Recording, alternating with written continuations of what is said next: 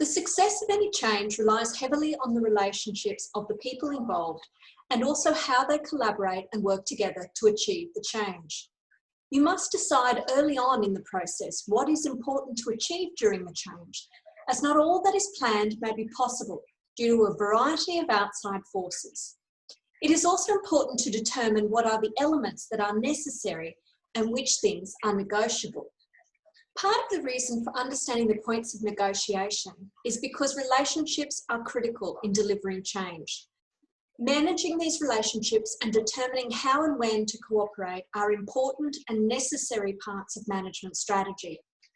Understanding how and why people cooperate, as well as why they don't, will equip you as a leader in managing change. People cooperate for all kinds of reasons, such as to achieve buy-in for an idea or to encourage ownership. Cooperation also brings with it diversity, greater knowledge and experience, as well as supporters and allies. It would seem that cooperating from the start would be the sensible thing to always do. So why don't more people do this? Well, aside from self-interest and reasons of utility, there are many reasons why most people's default option is to not cooperate. One of the most important game theory concepts to understand is the Nash equilibrium, named after John Nash, who won a Nobel Prize in 1994 for its discovery. This simple concept helps economists work out how competing companies set their prices, how governments should design auctions to squeeze the most from bidders, and how to explain the sometimes self-defeating decisions that groups make. What is the Nash equilibrium, and why does it matter? The Nash equilibrium is a hidden logical trap that pervades most of our lives and leads us into what are often devastating social dilemmas. The Nash equilibrium is a game theory concept that determines the optimal solution in a non-cooperative game, where each player lacks any incentive to change his or her own initial strategy. No side can independently change its strategy without ending up in a less desirable position. So, for example, if you're walking down a narrow sidewalk where one person must step in a gutter to let the other person pass, it is in equilibrium because it is a state where neither side can escape the situation without a loss. The Nash equilibrium is a game theory concept that determines the optimal solution in a non-cooperative game, where each player lacks any incentive to change his or her own strategy. No one side can independently change its strategy without ending up in a less desirable position. You may have seen in a situation in your office where, over time, all of the teaspoons eventually, mysteriously, disappear. Well, there are a bunch of Australian scientists who came up with all kinds of mystical and imaginative theories about why this happened.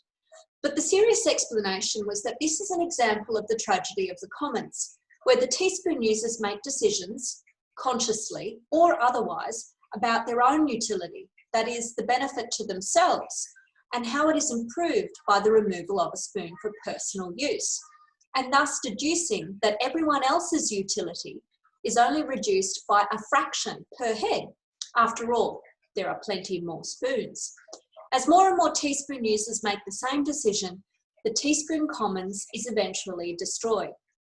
It sounds funny when applied to teaspoons, but when applied to other things such as land, oil, fish, etc., you will see that there are some very serious global problems that have their origins in this vicious circle of logic.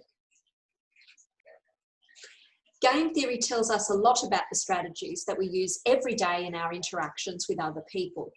It tells us what is going on behind confrontations, broken promises, and just plain cheating that we often see in all kinds of squabbles. It also gives us guidance to the best strategies to use in situations of competition and conflict. Game theorists discovered an amazing link between all kinds of problems that we have in modern day life, particularly complex social problems. There is a hidden barrier that presents us with a catch-22 logical trap that is a constant, often unrecognised presence in not only interpersonal issues, but also some of the global issues that we now face. It also explains the mystery of the disappearing spoon. There are 7 social dilemmas that play out that are based on the concept of the Nash equilibrium.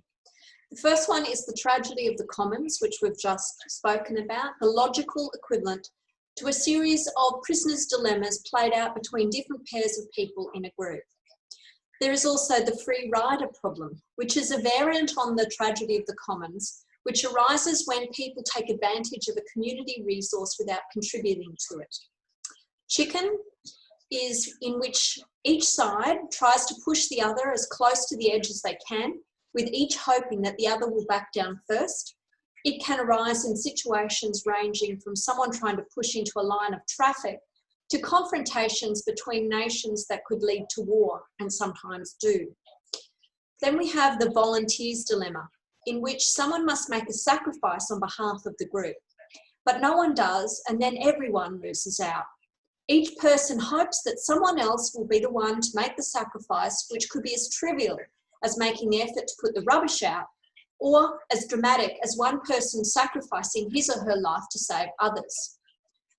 The battle of the sexes, which is really not about gender, but in which 2 people have different preferences, like a husband or a wife. The husband wants to go to football when his wife would rather go to a movie. And the catch is that each would rather share each other's company than pursue their own preference alone. So they end up staying at home together. And finally, stag hunt, in which cooperation between members of a group gives them a good chance of success in a risky, high-return venture, but an individual can win a guaranteed, though lower, reward by breaking cooperation and going alone. There are several strategies for dealing with blockers or issues with cooperation. The obvious one is to apply good communication and negotiation to address the issue. Offering trust to build cooperation is a sound and fundamental strategy. And making a commitment is also a part of negotiating cooperation. Other ways of dealing with problems with cooperation is to form a coalition. That is, forming an alliance and coordinating strategies to achieve a common objective. Another one is the tit-for-tat strategy, which is where parties respond in kind to the actions of others. Introducing a third party is an effective strategy as well as a way of improving cooperation. Opting out, when some people are cheating, or in other words, doing the wrong thing, and others are cooperating, you can add a third strategy by doing something completely different. And this can often cause the greater group to move towards the option of cooperation. There is also a truel, which is a duel with 3 parties, whereby stepping out and letting 2 parties duel and then coming in after they've done all the hard work may mean that you have an easier time of winning. And finally, here are the 10 top tips for managing cooperative strategy.